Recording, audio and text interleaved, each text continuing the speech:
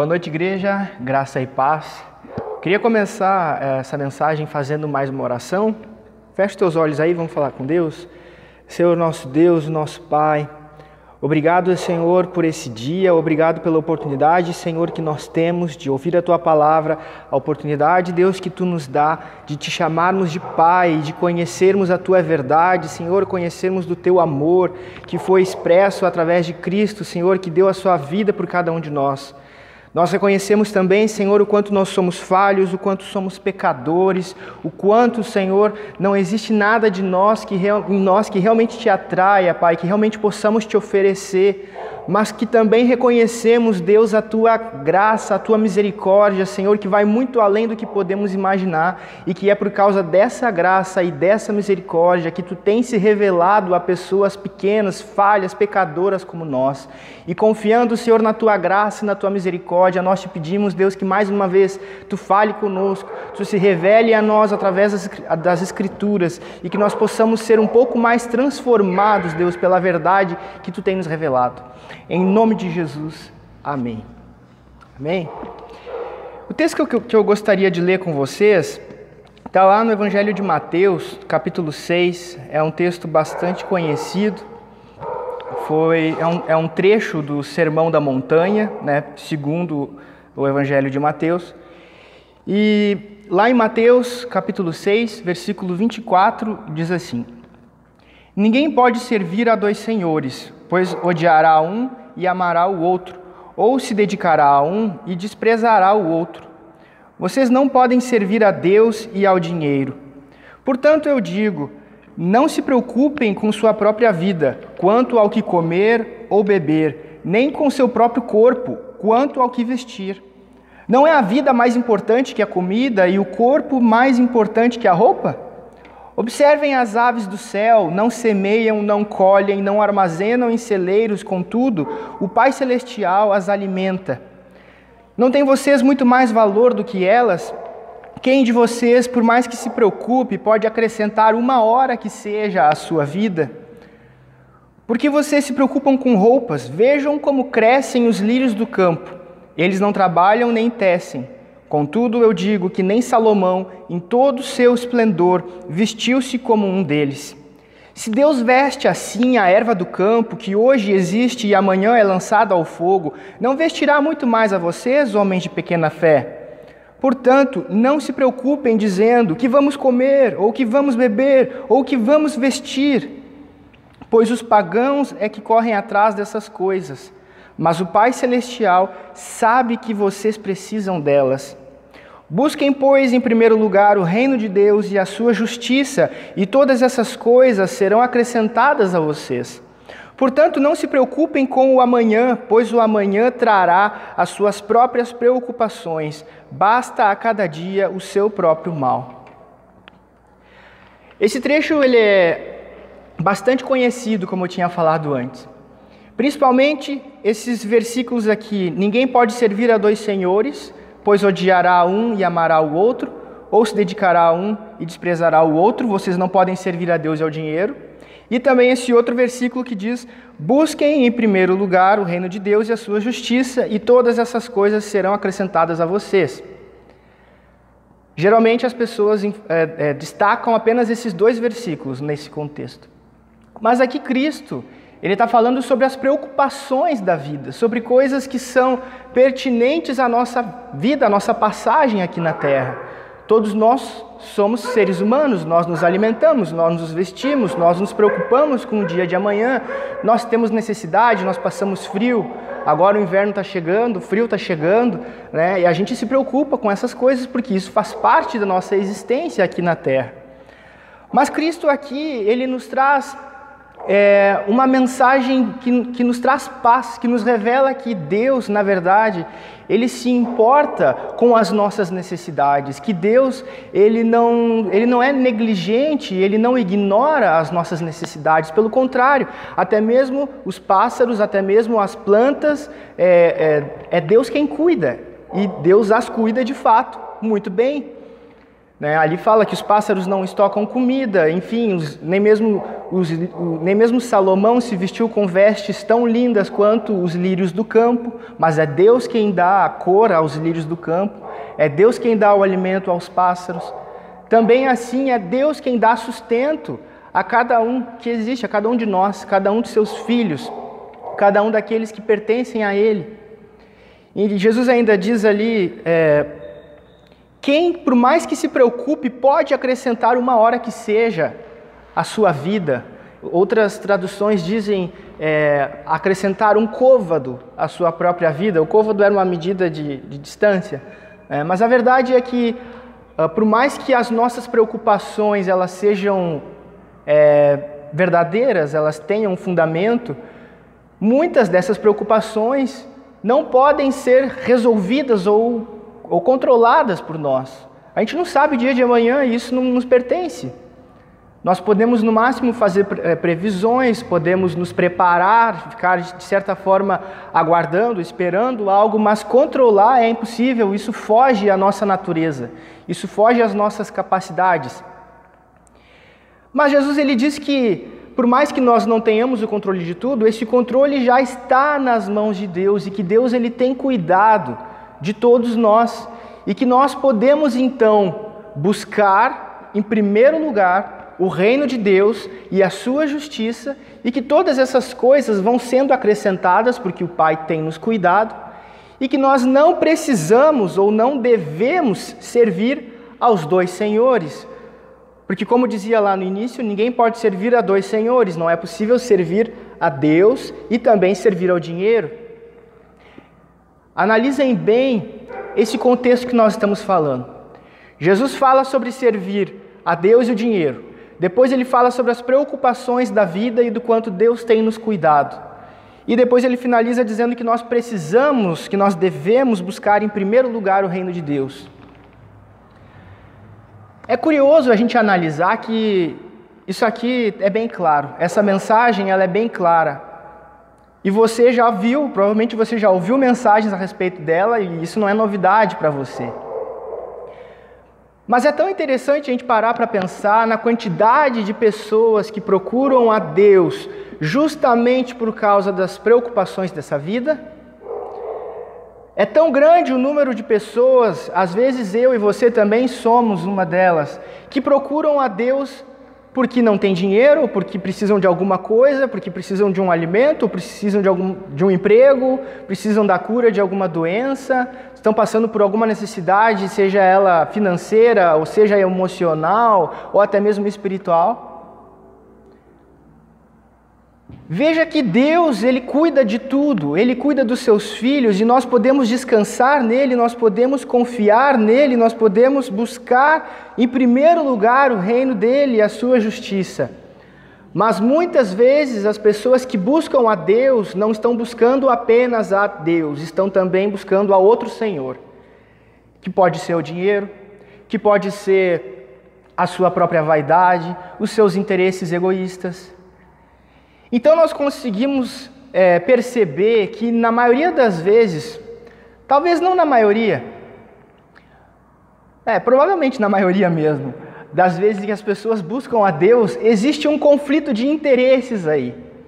É muito difícil uma pessoa vir a Deus buscando apenas a Ele, querendo apenas conhecer a Ele, querendo servir a Ele, é muito difícil. Muitos buscam a Deus pensando nas suas próprias necessidades, pensando nos seus próprios interesses. Só que a gente sabe que não é possível servir a Deus e servir ao mesmo tempo aos nossos próprios interesses. Buscar aqui no mundo, buscar no dinheiro, buscar nas coisas dos homens, a segurança ou até mesmo a paz que só Deus é capaz de nos dar. Buscar no dinheiro a segurança do nosso dia de amanhã. Não é possível, não faz sentido isso na fé cristã. Então, para que alguém sirva a Deus, é preciso, primeiro, identificar se de fato está buscando a Deus ou está buscando também outros interesses. Eu não estou dizendo aqui que é errado orar e pedir coisas a Deus. Não, eu não posso dizer isso. A própria Bíblia diz que nós devemos sim apresentar a Deus os nossos pedidos. Mas eu quero dizer aqui que se você está buscando a Deus apenas para pedir, se você está buscando a Deus apenas porque precisa de um emprego, porque precisa de uma cura, porque precisa de alguma solução, enfim, alguma coisa que você não está encontrando, por algum interesse seu, essa mensagem ela não vai te servir muito. Mas agora, se você deseja servir a Deus e buscar a Deus por quem Ele é, então eu gostaria que você prestasse atenção nessa mensagem. Ninguém pode servir a dois senhores, por quê? Porque sempre existe um conflito de interesse. Ou eu vou seguir a um senhor, ou eu vou servir ao outro senhor. O que é um conflito de interesse? O conflito de interesse é aquilo que acontece quando eu dou preferência a algo que é secundário, em detrimento daquilo que é principal, em detrimento daquilo que é primário. Como assim? Eu tenho aqui alguns exemplos práticos do que seria o conflito de interesse. Já pensou em um juiz que tem que julgar o seu próprio divórcio? Ele tem que julgar o seu próprio divórcio, a sua partilha de bens, quem é que vai ficar com a guarda dos seus próprios filhos? Será que esse juiz ele vai ser justo? Será que ele vai seguir o seu juramento lá de juiz perante a lei, perante o Estado, de ser um juiz correto, um juiz que respeita as leis? Ou será que ele vai ser tendencioso e vai tentar pegar um pouco mais da partilha, vai tentar pegar um pouco mais da guarda dos filhos, vai pensar um pouco mais em si do que de fato naquilo que deveria fazer, que é julgar com justiça? Um outro exemplo de conflito de interesse é quando um médico também vende remédio. Aí imagina que tem um médico lá que está vendendo um remédio que é, sei lá, para qualquer coisa, tá? Para emagrecer, vamos dizer assim. E aí chega lá uma pessoa doente, a pessoa está com problema mesmo, é um problema no estômago, é um problema no intestino, um problema, imagine algum problema aí, e aquele médico, ao invés de dar o diagnóstico correto, ele diz assim, não, tu precisa emagrecer, está muito gorda, por isso é o peso que está te afetando, eu tenho um remedinho aqui, olha só esse remédio, eu posso parcelar para ti e não vai ter problema nenhum. Esse médico estaria deixando a sua função principal, que é de buscar a cura dos pacientes, que é de buscar o tratamento correto dos pacientes, para vender um produto, para ganhar dinheiro de outra forma. Ele estaria deixando a sua função principal para buscar outra secundária que nem tem tanta relevância e importância assim. E nós temos tantos exemplos práticos aí no meio dos governantes, né? Porque muitos governam pensando em si mesmo, eles votam no seu próprio salário, no aumento do seu salário. Imagina se você tivesse a oportunidade de decidir o teu salário, decidir quanto vai aumentar o teu salário esse ano. Você ia se preocupar se o teu patrão ia falir? Se o teu patrão ia se endividar para poder pagar o teu salário? Provavelmente não. Provavelmente não. Você ia pensar, não, eu quero ganhar $500 mil, né? Isso é um conflito de interesse. Porque nós estamos pensando em algo que nos convém, dando preferência a isso, do que pensando naquilo que é importante, naquilo que é coletivo, naquilo que é a causa principal. E isso acontece muito com os cristãos que chegam até Cristo e que se entregam a Cristo e que desejam viver para Cristo, mas que devido a outros interesses, a outras circunstâncias, acabam servindo a dois senhores. E acabam deixando de lado os interesses do próprio Deus. Então existem sim conflitos de interesse na nossa devoção cristã. E esses conflitos eles nos afetam diretamente a nossa fé e a forma com que a gente vive. E eu elenquei aqui 3 conflitos que acontecem. Um dos problemas que muitos cristãos cometem é buscar se garantir através do dinheiro e confiar nas suas riquezas e achar que assim está garantindo o seu futuro, está garantindo o seu amanhã e não dependendo de Deus, não reconhecendo a soberania de Deus e de que é o próprio Deus quem nos dá, quem nos abençoa financeiramente para que a gente faça algo, para que a gente abençoe também o próximo. E eu quero ler com vocês o que diz lá em Provérbios 11, 28, que diz assim, quem confia em suas riquezas certamente cairá, mas os justos florescerão como a folhagem verdejante. Aquele que confia nas riquezas certamente cairá. Por quê? Porque tudo que acontece nessa vida, tudo é passageiro, tudo é transitório. Nós vivemos em ciclos, né? A gente está experimentando agora um ciclo de crise profunda. E não é a primeira vez, porque há 100 anos, quase 100 anos atrás, 90 anos atrás, o mundo também passou por uma crise bem severa. E nós vivemos tempo de prosperidade algumas décadas atrás e também não foi a primeira vez na história. Por quê? Porque isso é um ciclo, né? Às vezes nós passamos períodos de seca e períodos de fartura, períodos de muita chuva, de muita colheita.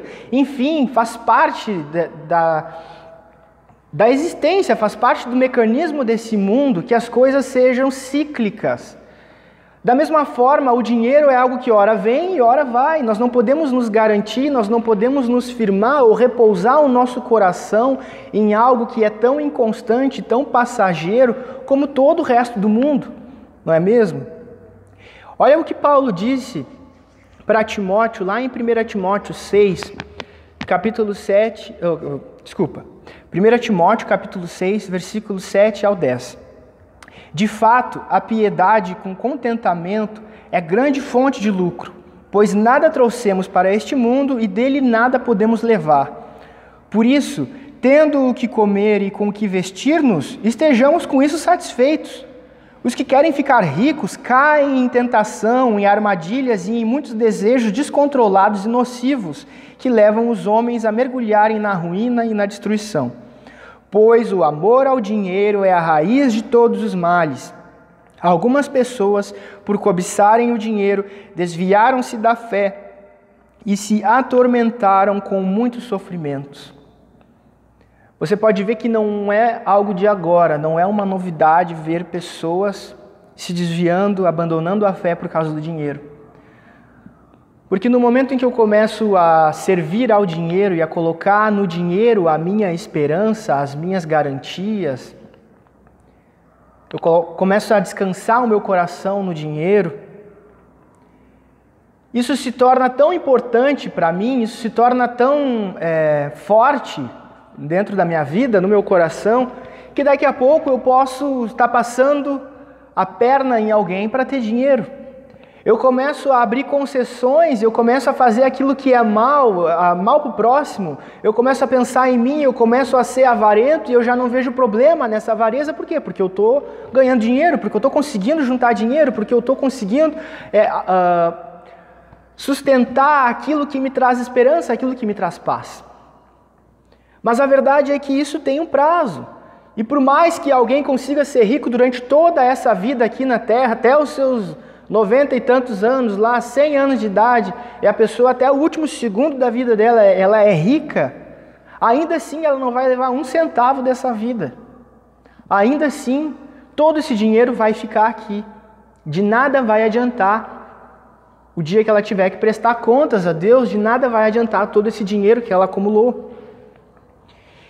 Olhem que interessante o que Cristo disse, também lá em Mateus 6, versículo 19 a 21. Não acumulem para vocês tesouros na terra, onde a traça e a ferrugem destroem e onde os ladrões arrombam e furtam. Mas acumulem para vocês tesouros no céu, onde a traça e a ferrugem não destroem e onde os ladrões não arrombam nem furtam. Pois onde estiver o seu tesouro, aí também estará o seu coração. Não acumulem para vocês tesouros na terra, mas acumulem para vocês tesouros nos céus. Onde estiver o seu tesouro, aí estará o seu coração. É interessante a gente parar para pensar que quando uma pessoa encontra esperança ou paz na sua própria riqueza, no seu próprio dinheiro, ela de fato ama aquilo. Ela de fato ama aquele dinheiro e aquela paz que esse dinheiro traz para ela.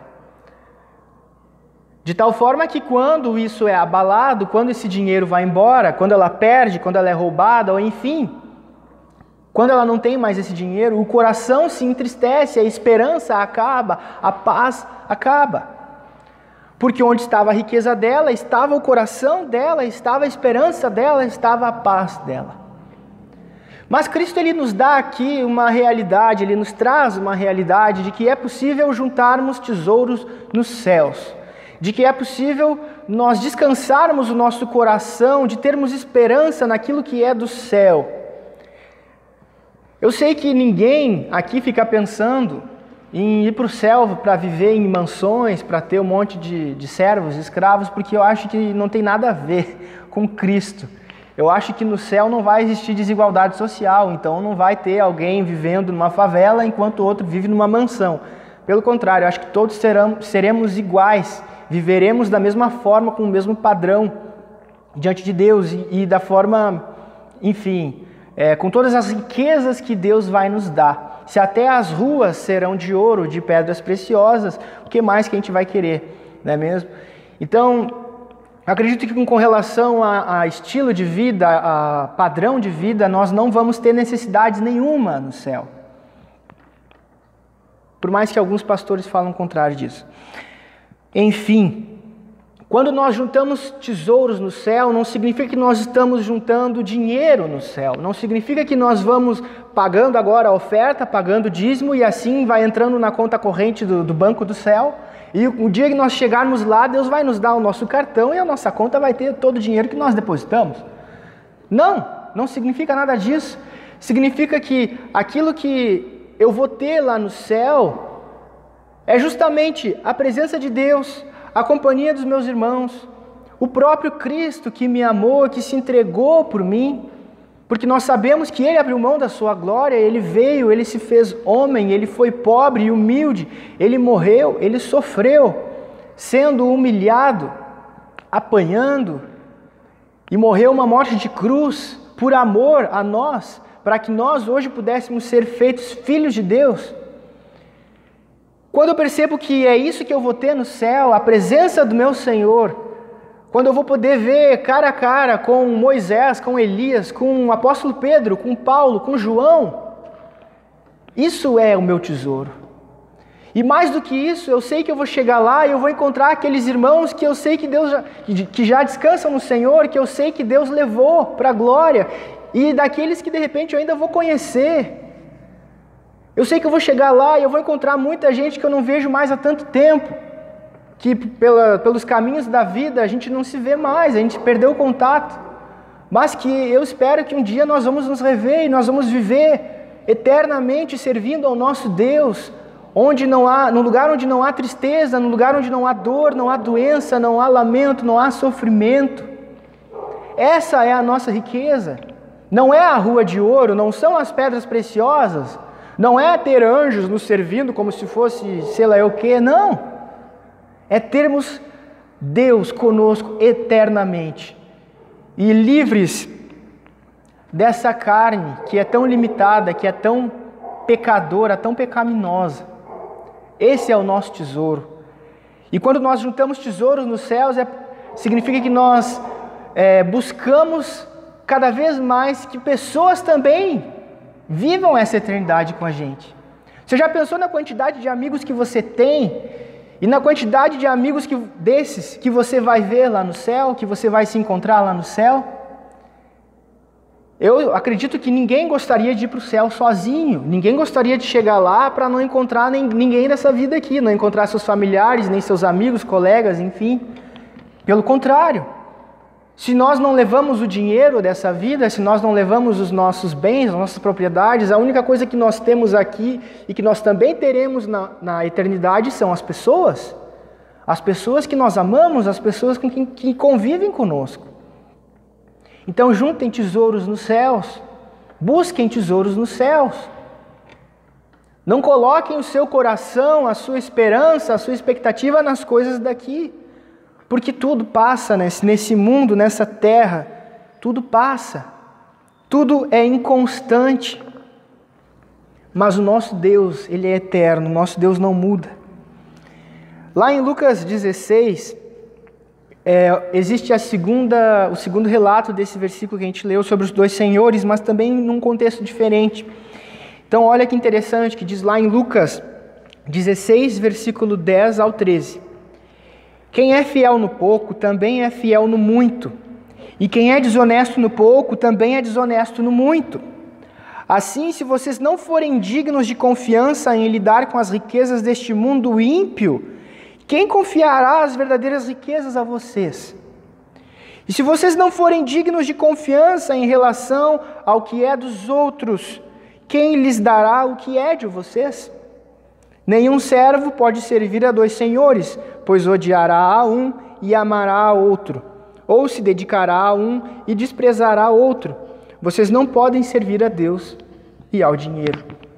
Aqui nesse relato, segundo Lucas, essa frase ela não foi dita no Sermão do Monte, ela foi dita nesse contexto. Provavelmente Jesus disse 2 vezes essa frase, então ela está relatada em 2 episódios diferentes. Mas a verdade é que aqui Jesus está falando justamente sobre o quanto a pessoa que ama as riquezas, ela deixa de lado a sua honestidade, ela deixa de lado os seus princípios, os seus valores morais, por amar o dinheiro. Assim como Paulo também disse que o amor ao dinheiro é a raiz de todos os males. Mas quando nós olhamos para Cristo, quando nós olhamos para esse texto que a gente leu no início, e que nós olhamos para os pássaros, para os lírios do campo, nós olhamos para tudo que Deus faz, para a natureza, para todo o universo que Deus sustenta com o poder da sua palavra. Porque desde o início da história até o final, tudo é a palavra de Deus. Deus disse que haja luz e a luz foi feita. Deus disse que haja separação entre luz e trevas. Deus disse a palavra desde o início. E essa mesma palavra que nos mantém até hoje, essa mesma palavra que Jesus disse lá, quando foi tentado no deserto, Satanás chegou para ele dizendo, mostrando todos os reinos do mundo, e dizendo, olha, se prostrado, se tu te prostrar e me servir, tudo isso vai ser teu. Jesus sabia muito bem que o diabo é mentiroso. Jesus sabia que o diabo ele não tem palavra. Jesus sabia que se ele se prostrasse, ele não ia ganhar nada. Porque é assim que o diabo faz, é assim que o pecado faz. Ele nos oferece algo que ele não nos dá, ele não tem como dar. E também lá no deserto, Satanás chegou para Jesus e disse, olha para essas pedras, digam para que elas virem pão. E Jesus diz para ele assim, nem só do pão viverá o homem, mas da palavra que sai da boca de Deus. Porque não é o pão que nos sustenta, mas é a palavra do nosso Deus que nos sustenta, porque Ele é fiel à sua própria palavra. Se nós existirmos é porque Ele quer que a gente exista, e nós vamos existir enquanto Ele quiser que a gente exista. Quem é que pode acrescentar 1 hora que seja a sua vida, ou um côvado à sua existência? Ninguém, só Deus pode. Quando nós confiamos em Deus, quando nós confiamos na palavra de Deus, quando nós vemos essas palavras ditas pelo próprio Cristo, de que nós não devemos ficar nos preocupando com o dia de amanhã, mas de que nós devemos confiar no nosso Pai que nos cuida, que é atento às nossas necessidades. Quando nós entendemos o poder dessa palavra, a autoridade daquele que disse essa palavra, nós encontramos paz. Nós encontramos descanso. Nós encontramos aquilo que nem mesmo as riquezas poderiam nos dar. Porque muitas vezes as pessoas que têm muitas riquezas, que acumulam para si, elas podem até ter um pouco de agrado aos olhos, elas podem se sentir mais garantidas, mas quando elas deitam à noite, elas têm medo de serem roubadas, elas se preocupam, o que vai acontecer amanhã? Será que as ações vão cair, vão subir? Será que o mundo vai quebrar? Mas quando nós olhamos para Deus, quando nós olhamos para Cristo, não importa se as ações vão cair, se o mundo vai quebrar, se não vai mais existir emprego. Deus sabe de todas as coisas. Deus cuida dos seus filhos. Ele jamais nos abandona. Portanto, não se preocupem com o amanhã, pois o amanhã trará as suas próprias preocupações, basta a cada dia o seu próprio mal. Vivemos o hoje, enfrentando os males de hoje, superando os males de hoje, se sujeitando a Deus hoje, renunciando à nossa vontade hoje. E amanhã a gente faz tudo de novo. E assim nós vamos, todos os dias, enquanto nós estivermos aqui. Buscar segurança na riqueza não é o único conflito de interesse, não é a única coisa que atrapalha, que às vezes nos impede de servir a Deus. Existem também outras coisas. E o segundo item, o segundo ponto que eu queria falar com vocês aqui hoje é a falta de reverência, a falta de seriedade, ou encarar Deus, encarar as coisas de Deus com descaso, com tolice. Lá em Eclesiastes capítulo 5, versículo 1 ao 4, diz assim: quando você for ao santuário de Deus, seja reverente. Quem se aproxima para ouvir é melhor do que os tolos que oferecem sacrifício sem saber que estão agindo mal. Não seja precipitado de lábios, nem apressado de coração para fazer promessas diante de Deus. Deus está nos céus e você está na terra, por isso fale pouco. Das muitas ocupações brotam sonhos, do muito falar nasce a prosa vã do tolo. Quando você fizer um voto, cumpra-o sem demora, pois os tolos desagradam a Deus. Cumpra o seu voto. Existe uma outra tradução que talvez ela seja um pouco mais conhecida, principalmente dos mais antigos, que é: guarda o teu pé quando fores à casa do Senhor. Quem cresceu em escolinha bíblica, com certeza ouviu esse versículo: guarda o teu pé quando entrar na casa do Senhor. Aqui diz: quando for ao santuário de Deus, seja reverente. É muito comum nós vermos pessoas que ouvem a mensagem do Evangelho, que ouvem a respeito do amor de Deus e que se entregam, que reconhecem esse Deus, reconhecem esse amor e que decidem viver uma vida para Cristo, mas que não enxergam com seriedade aquilo que Deus lhe propõe. Não enxergam com seriedade o Evangelho e a nova vida que Cristo dá. E isso se reflete diretamente na postura do cristão, seja na própria igreja, nas reuniões, porque às vezes a gente vê, hoje não, porque ninguém está vindo na igreja, né? Mas é muito comum aquele irmão que chega meia hora atrasado, aquele irmão que vem na igreja, mas não presta atenção, fica contando quantas coisas tem no teto da igreja, fica prestando atenção se a luz está piscando ou não, fica cuidando dos erros que o pastor vai falar, fica contando quantos amém o irmão vai dizer, mas não está preocupado com aquilo que Deus está ali dizendo, usando alguém que é falho, que é pecador, que às vezes fala aleluia um monte de vezes, que às vezes tem os seus vícios de linguagem, mas é quem Deus está usando para falar, para mostrar as Escrituras, para apresentar a verdade das Escrituras. Então, esse descaso, esse desleixo, ele impede totalmente a pessoa de servir a Deus, de agradar a Deus, porque a pessoa de fato não está servindo a Deus, não está buscando a Deus, está buscando outra coisa que sei lá o que, nem ela sabe, ela é tola. Ela não faz noção, ela não tem noção do que ela está fazendo. Ela não sabe. E isso é muito comum. É muito comum. Quem é criança ouve bastante esse versículo porque geralmente a criança é que não dá seriedade para Deus. Isso é mais do que natural, porque a criança de fato não tem noção, ela está aprendendo ainda. Então ela vai chegar na igreja, ela vai sair correndo, ela vai gritar, ela não está nem aí. E de fato ela não tem ainda capacidade para entender isso, muitas vezes. Algumas têm. Mas muitos adultos também são tolos com a fé, também são tolos com as coisas de Deus e acham que não tem problema, acham que não tem problema nenhum, é levar tudo com descaso, levar tudo numa gandaia. Afinal de contas, nós vivemos no país da gandaia, tudo é assim, tudo é no jeitinho brasileiro.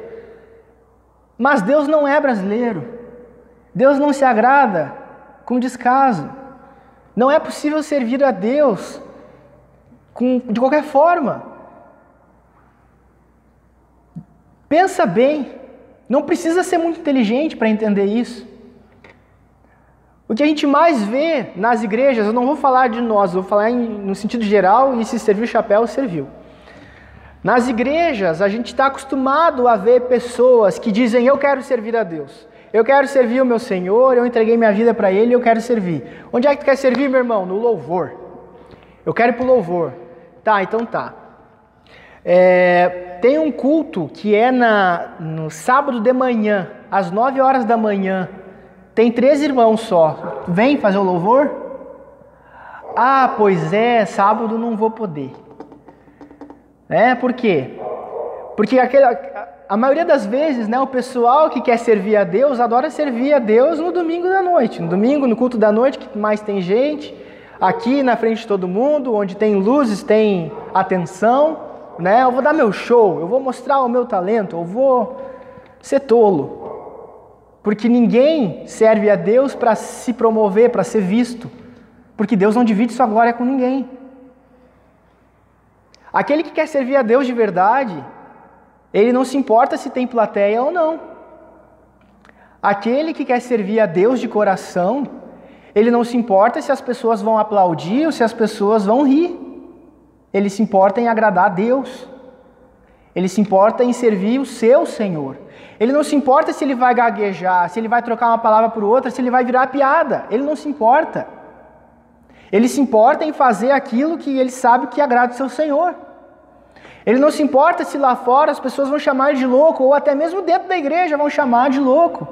Ele se importa em fazer aquilo que agrada o seu Senhor. Não é possível servir a Deus e ao mesmo tempo ser tolo. Não é possível servir a Deus com tolice, com desleixo, nem buscar glória para si mesmo. Deus não divide sua glória com ninguém. Aquele que quer servir a Deus, ele não se importa de ir a pé na chuva, num sábado de manhã, para uma reunião que vai ter 3 irmãos apenas. E alguns dos nossos já fizeram isso. Felipe sabe, Felipe deve lembrar do que eu estou falando. Quem quer servir a Deus não se importa. Não se importa se vão te mandar para uma cidade longe, onde não tem ninguém, onde mal chega carro lá. E dizer, não, Deus está te mandando para ir servir lá aquele povo. E mesmo assim tu vai. E tu enfrenta. E tu aceita aquilo como uma bênção, como uma oportunidade de servir a Deus, de agradar a Deus. Não fica procurando as melhores igrejas, as melhores multidões, as mais ricas, as melhores ofertas e dízimos. Não. Quem quer servir a Deus, quer servir a Deus. Seja onde for, seja como for.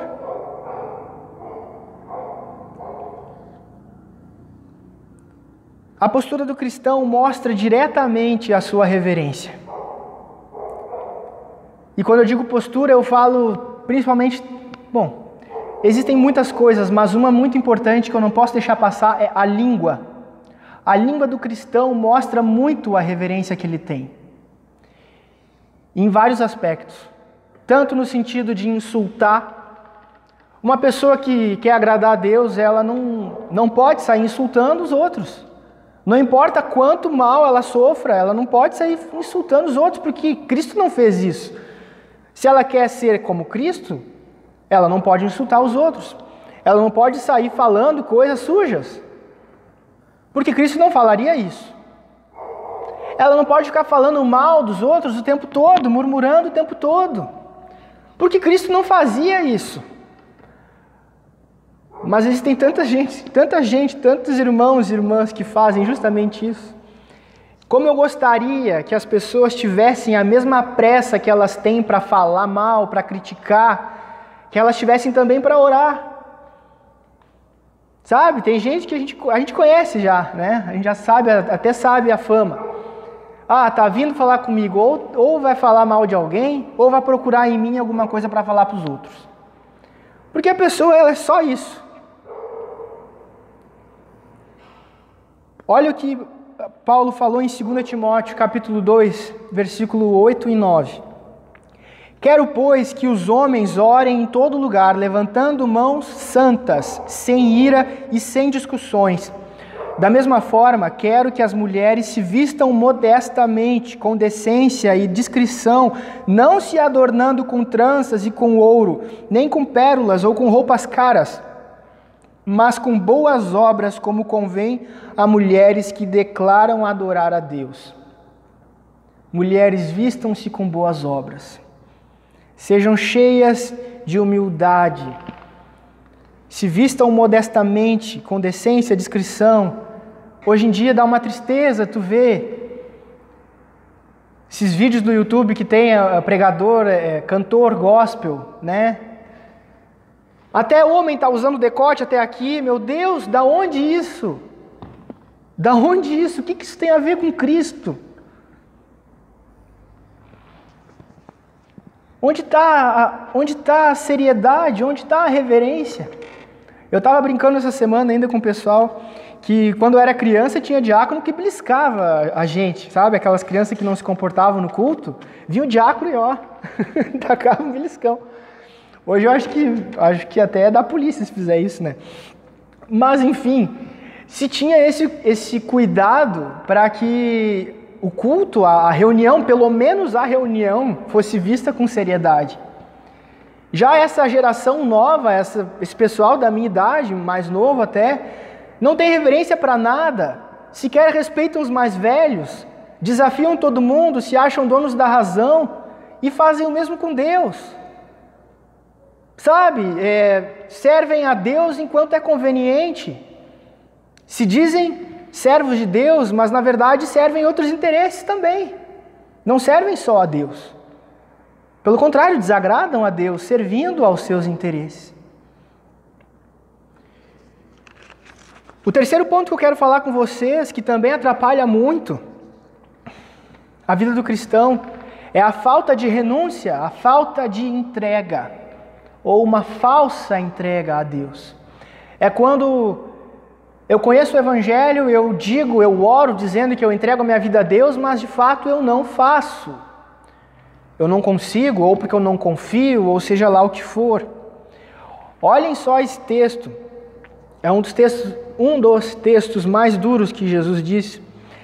Lá em Lucas capítulo 14, versículo 26 ao 35, diz assim: Se alguém vem a mim e ama seu pai, sua mãe, sua mulher, seus filhos, seus irmãos e irmãs e até sua própria vida mais do que a mim, não pode ser meu discípulo. E aquele que não carrega a sua cruz e não me segue, não pode ser meu discípulo. Qual de vocês, se quiser construir uma torre, primeiro não se assenta e calcula o preço para ver se tem dinheiro suficiente para completá-la? Pois se lançar o alicerce e não for capaz de terminá-la, todos os que virem rirão dele, dizendo: este homem começou a construir e não foi capaz de terminar. Ou qual é o rei que, pretendendo sair à guerra contra outro rei, primeiro não se assenta e pensa se com 10.000 homens é capaz de enfrentar aquele que vem contra ele com 20.000? Se não for capaz, enviará uma delegação, enquanto o outro ainda está longe, pedirá um acordo de paz. Da mesma forma, qualquer de vocês que não renunciar a tudo o que possui, não pode ser meu discípulo. O sal é bom, mas se ele perder o sabor, como restaurá-lo? Não serve nem para o solo, nem para adubo, é jogado fora. Aquele que tem ouvidos para ouvir, ouça.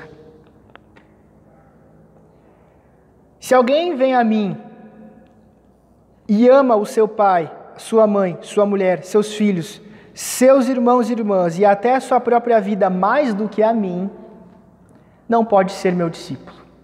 Outras traduções diriam: não é digno de mim. E aí você pode pensar agora: mas então, o que Jesus está falando? Eu não posso amar minha família? Eu não posso amar meu pai, minha mãe, meus filhos? Como assim? Quem é que vai conseguir? Reparem bem que a gente precisa analisar sempre o contexto e nada isolado. Deus não se agrada com o abandono de ninguém. Deus não se agrada com o abandono de criança e muito menos de idoso. Pelo contrário, o primeiro mandamento com promessa é justamente: honra teu pai e tua mãe para que se prolongue os dias aqui na terra. Então Deus, ele se importa com a família, ele se importa com o cuidado. Os filhos devem honrar os seus pais devem sim educar seus filhos, cuidar de seus filhos com zelo, porque isso agrada a Deus. Quando Jesus disse que a gente não pode amar o seu pai, sua mãe, sua mulher, ou até mesmo a sua própria vida mais do que ele não está dizendo que nós devemos deixar as crianças num orfanato, os idosos num asilo, e vamos todos agora viver de luz e, sei lá, comer vento.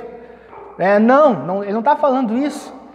Mas ele está dizendo que um dia Deus pode levar o teu pai, Deus pode levar a tua mãe, Ele pode levar a tua irmã, teu irmão, tua esposa, os teus filhos. E se isso acontecer, meu irmão, você ainda vai ter que amar a Deus, apesar de não entender e não concordar com a decisão dele de te tirar esse familiar. Isso é amar a Deus.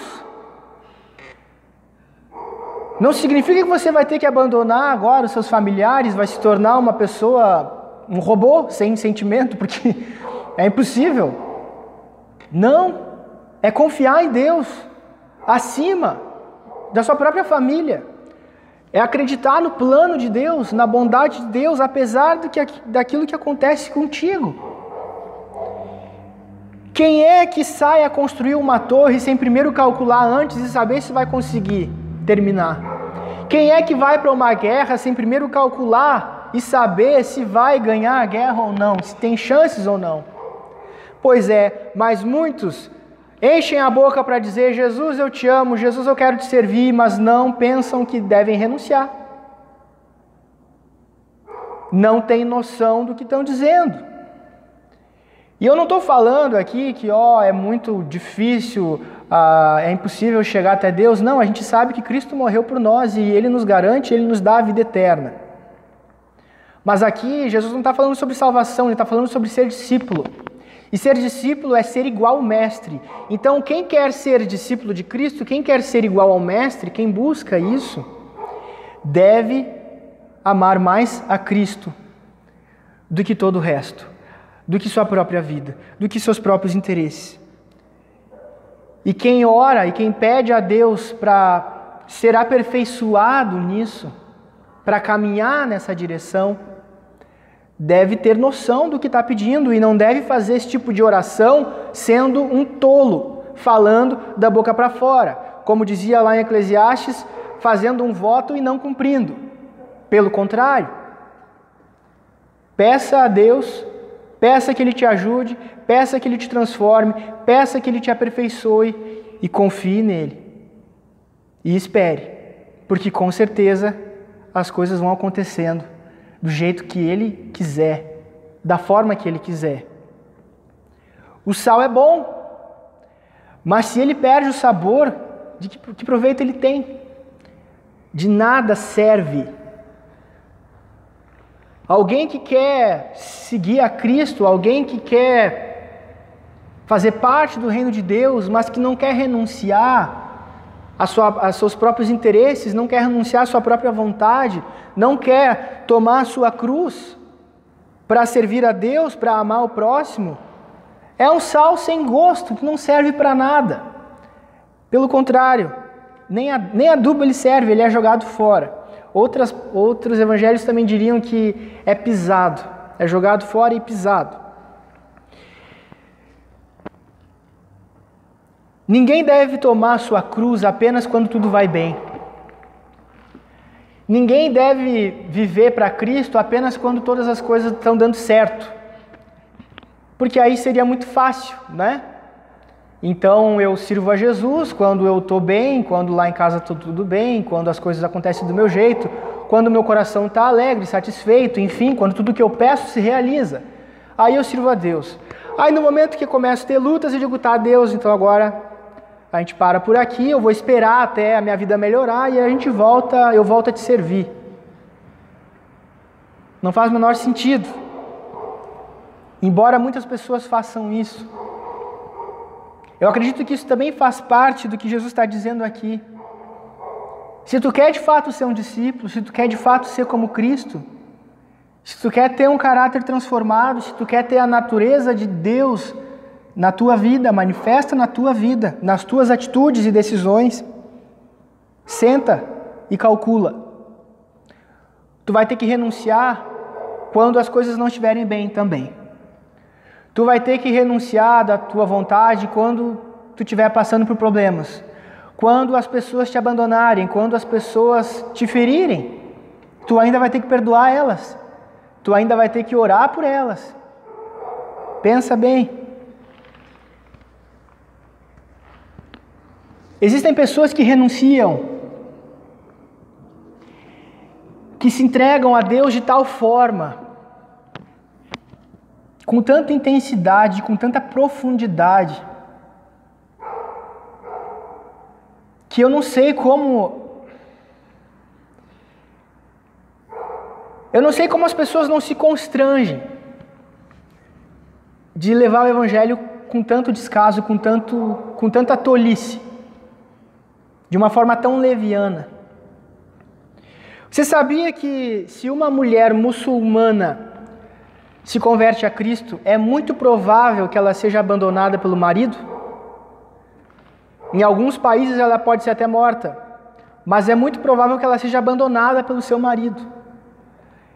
E se essas pessoas, se essas mulheres se convertem, como existem, no mundo existem muitos testemunhos de pessoas que se converteram, eram muçulmanos e se converteram a Cristo, e que foram rejeitadas, foram abandonadas pela própria família, abriram mão da convivência da sua própria família por seguir a Cristo, por crer em Cristo, por amar a Cristo. Essas pessoas, digamos que isso aconteça aqui no Brasil, essas pessoas elas vão entrar em uma das igrejas evangélicas do Brasil, você pensa aí em qual for, e ela vai se deparar com muita gente. E ao olhar para as mulheres da idade dela, de repente também mães, esposas, algumas viúvas, outras não, enfim, ela vai encontrar muitas mulheres que sequer controlam sua língua. Ela vai encontrar muitas mulheres que só murmuram, que só falam mal da sua família, só falam mal dos seus filhos, do seu marido, que é um traste, que não faz nada direito, que não trabalha, não sei o quê. Enquanto ela abriu mão de algo muito maior e muito mais profundo, que foi o convívio com a sua própria família, talvez deixando filhos para trás, talvez deixando marido e pai, enfim, todo mundo. Ela se depara com pessoas cristãs que sequer abrem mão de falar mal dos outros, que sequer abrem mão da murmuração. O mesmo acontece... Bom, eu vou falar de uma forma diferente. Pensa no exemplo dessa mulher que abre mão de tudo, de toda a sua família. É rejeitada por toda a sua família, enquanto muitos não abrem mão, enquanto muitos não fariam o mesmo. Você já pensou em ter que abrir mão de pelo menos uma das pessoas que você mais ama na tua vida para poder agradar a Deus e servir a Cristo? Você já pensou se isso fosse a tua realidade? Será que você serviria a Deus? Mas você já parou para pensar que é exatamente isso que acontece quando um homossexual se converte a Cristo? Ele precisa abrir mão de quem ele ama, de quem de repente ele viveu muitos anos, porque agora ele deseja agradar a Deus e servir a Deus. E sabe o que esses homens e mulheres encontram quando chegam na igreja? Eles encontram casais que sequer respeitam o próprio casamento. Homens e mulheres que ainda olham para o próximo como se fosse um mero objeto sexual. Eles encontram casais que não honram e não buscam honrar a Deus com a sua própria vida, com a sua própria relação. Eles veem casais de namorados que vão sim se casar, vão passar a vida com alguém que ama, mas que sequer esperam o casamento para fazer sexo. Pessoas que se importam mais em suprir as suas carências do que com a salvação do seu namorado ou sua namorada. É gritante essa diferença. É gritante. Da mesma forma, quantas pessoas talentosas existem lá fora? Pessoas que ganham dinheiro com seu talento. Pessoas boas. Quando elas encontram Cristo, existem muitos testemunhos disso, muitas abandonam sua vida de artista, elas deixam tudo para trás. E elas se dedicam e elas mergulham de cabeça no Evangelho, se entregando a Cristo e deixando aquele seu ganha-pão, aquela sua fonte de fortuna, de riqueza, de fama, de glamour, enfim, seja lá o que for. E sabe o que ela encontra dentro das igrejas? Pessoas que estão aqui, às vezes, na frente, procurando fama, procurando ganhar dinheiro com o mercado gospel de música, porque, pelo menos é gospel, então tudo bem, posso ganhar dinheiro e vender o meu CD por ganhando um lucro de 400%, não tem problema. E ainda dizendo, de graça recebi, de graça eu vou dar. É triste ver o quanto a igreja, eu falo num sentido geral, o quanto aqueles que se dizem cristãos sequer servem a Cristo. Servem outros senhores e se enganam, se iludem. Como praticamente tudo nesse país, as pessoas aqui, elas respiram mentira, elas respiram enganação. Quem não engana o próximo, engana a si mesmo.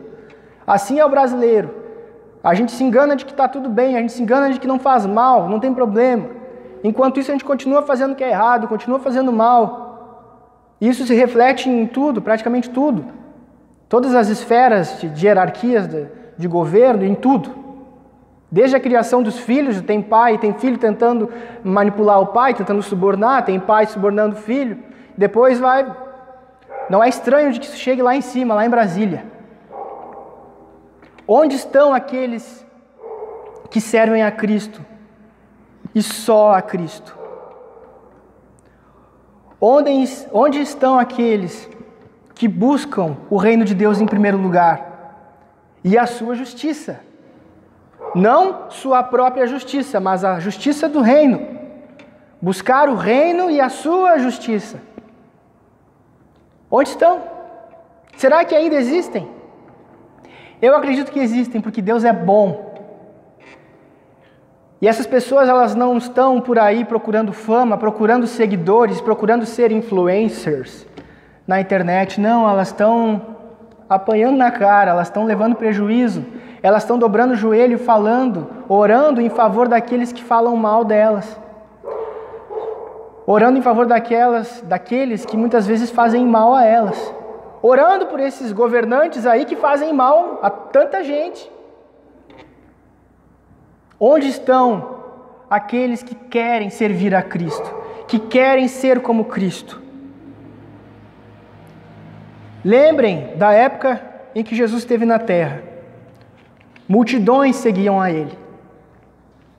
Quando ele multiplicou o pão, então, Jesus, no outro dia de manhã, a multidão já estava lá, querendo ver de novo. Quero pão, quero milagre, eu quero sinais, eu quero ver. Quando Jesus fez o discurso mais duro dele, lá em João capítulo 6, todo mundo foi embora. Só sobrou 12. Porque eram só aqueles que queriam servir a Jesus de fato, e só a Jesus. João capítulo 6, versículos 63 a 69 diz assim: o Espírito dá a vida, a carne não produz nada que se aproveite. As palavras que eu disse são Espírito e vida. Contudo, há alguns de vocês que não creem, pois Jesus sabia desde o princípio quais deles não criam e quem o iria trair. E prosseguiu: é por isso que eu disse a vocês que ninguém pode vir a mim, a não ser que isto lhe seja dado pelo Pai. Daquela hora em diante, muitos dos seus discípulos voltaram atrás e deixaram de segui-lo. Jesus perguntou aos 12, só haviam 12. Vocês também não querem ir? Simão Pedro lhe respondeu: Senhor, para quem iremos? Tu tens as palavras de vida eterna. Nós cremos e sabemos que és o Santo de Deus. Eu te pergunto nessa noite, meu irmão, a quem você tem servido? Quem é o teu Senhor? Ou quem são os teus senhores? Para onde você vai? A quem você vai?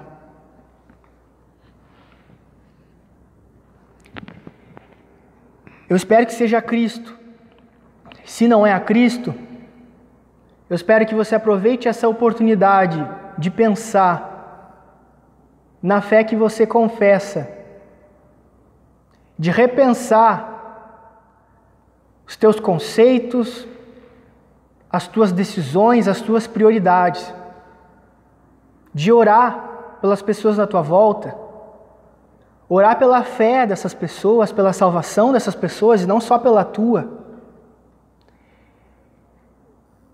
E pedir a Deus para que Ele coloque dentro de ti, assim como eu peço também para Deus colocar dentro de mim, o caráter de Cristo, para que nós possamos ser e fazer aquilo que agrada a Deus. E não sejamos tolos, não fiquemos nos enganando, nos auto-enganando, achando que podemos viver o Evangelho com desdém, com desleixo, com descaso. Porque não é assim. Que a nossa entrega, que a nossa renúncia, ela possa ser sincera, inclusive naquilo que a gente ainda não consegue renunciar. Senhor, nem sempre eu consigo renunciar disso. Tem misericórdia de mim, me ajuda a me aperfeiçoar nisso. Deus nos conhece. Ele sabe quem você é, Ele sabe onde é que Ele estava se metendo quando Ele te chamou, quando Ele falou contigo aí dentro, quando Ele fez a luz aparecer na tua vida e te mostrar quem tu é e o amor que Ele tem por ti. Então não pensa que você não vai conseguir, porque maior é Deus que está conosco, é maior Deus que tem feito a boa obra na vida de cada um de nós, do que a nossa própria dureza, do que a nossa própria limitação. Se você quer ser como Cristo, olhe para Cristo e não olhe para o seu próprio pecado, para o seu próprio erro. Mas deixe para trás o seu próprio pecado, o seu próprio erro. Busque a Deus. Busque servir a Deus do jeito dele e não do jeito que te agrada. Não apenas em boas circunstâncias, mas em todo o tempo. Porque foi exatamente isso que Cristo fez. Até a cruz, Ele serviu a Deus, Ele obedeceu, Ele não murmurou, Ele se entregou. Aquele que quiser vir após mim, negue-se a si mesmo, tome a sua cruz e me siga. Eu quero orar contigo. Senhor nosso Deus, nosso Pai, Tu nos conheces, Senhor, Tu me conheces. Tu sabe, Deus, o quanto nós somos falhos, o quanto nós somos limitados, o quanto a nossa mente ela é limitada, ela não consegue entender muitas vezes os Teus planos, os Teus pensamentos, aquilo que Tu tem para cada um de nós. Mas hoje, Senhor, nós entendemos algo muito claro, que é de que nós devemos servir a Ti e não a dois senhores, e não aos nossos próprios interesses, não às coisas desse mundo. Nós reconhecemos, Pai, que Tu tem nos chamado, que Tu tem nos tirado de uma vida de trevas, uma vida de pecado, uma vida longe de Ti, para vivermos de uma forma que Te agrada, para sermos o Teu povo, para sermos aqueles que vão passar a eternidade ao Teu lado. Mas nós também reconhecemos, Deus, o quanto nós somos falhos, o quanto nós ainda estamos longe de sermos iguais a Cristo. E nós pedimos, Pai, tem misericórdia de nós. Que o Teu Espírito Santo possa estar trabalhando no nosso entendimento, no nosso coração, nos dando a capacidade, nos dando a coragem de Te obedecer, de Te seguir e de renunciar aos nossos próprios interesses, ao nosso próprio pecado. De enfrentar de frente, sim, a dureza do nosso coração e de não aceitar essa dureza, não aceitar essa frieza, esse desleixo que muitas vezes nós temos contigo, Senhor. Pelo contrário, que nós possamos ter uma vida de devoção a Ti, que essa devoção seja cheia de reverência, seja levada a sério, que não seja da boca para fora, que não seja na gandaia, mas que seja, Senhor, para Te agradar, que seja de fato para Te servir e para glorificar o Teu nome. Que não seja, Deus, para que nós tenhamos aplausos, para que nós tenhamos a aprovação dos homens, mas para que nós tenhamos a Tua aprovação. Para que nós possamos agradar a Ti, Senhor, mesmo que isso desagrade aos homens, mesmo que isso nos custe, muitas vezes. Tem misericórdia de nós, Pai. Manifesta a Tua graça, a Tua misericórdia na vida de cada um dos Teus filhos, daqueles que ouviram essa mensagem, daqueles que podem estar pensando agora, de repente, em conflito, ou em paz, sabendo em quem tem crido. Mas te peço, Senhor, que a tua forte mão esteja com cada um deles, fortalecendo a fé de cada um e completando a tua boa obra, Senhor, no coração de cada um. Que todos possamos enfrentar esses dias olhando para ti, que todos possamos entender, Senhor, que maior é tu do que tudo isso que nós podemos ver, do que tudo isso que muitas vezes nos afeta, que nos entristece e nos abala. Maior, Senhor, é a tua fidelidade, a tua bondade, e que tu, Senhor, sempre está presente. Nós te agradecemos, Senhor, porque tu é um Deus bom, que se importa com cada um de nós. Te peço, Senhor, que tu dê uma boa semana a cada um dos meus irmãos, também a mim, e que nós possamos no próximo final de semana ter mais momentos de busca a ti, Senhor, de entrega e de devoção a ti, Senhor, uma devoção sincera, Senhor. É o que eu te peço, te agradeço em nome de Jesus. Amém. Sacrifício